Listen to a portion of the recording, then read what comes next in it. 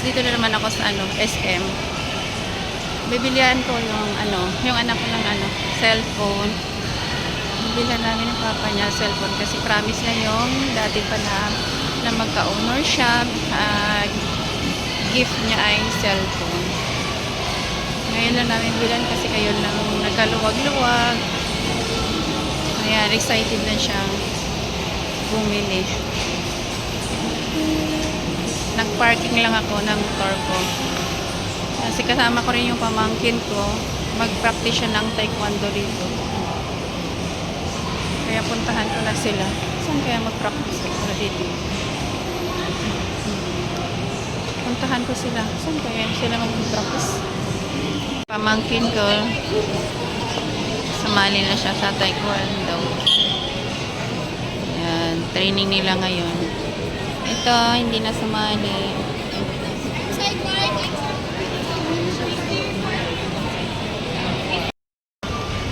Hello guys, bibili po ako ng cellphone.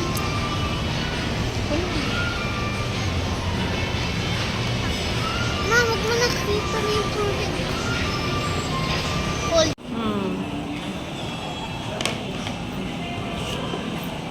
Oo, tama ba? May black tayo kaka. Yeah. Yan ang gusto niya. Benta kasi nitong black eh.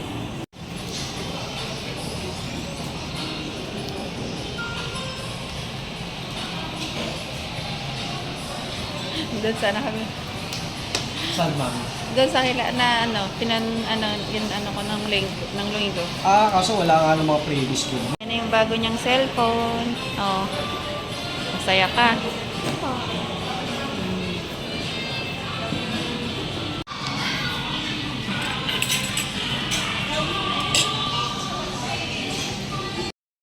Nakauwi na kami.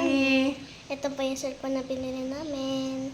Ito na yung cellphone para pag nag-school na siya, dito na siya search. Kailangan niya din man 'to. Ayan, thank you kay Papa. Thank you po, Papa. Bye-bye. Bye.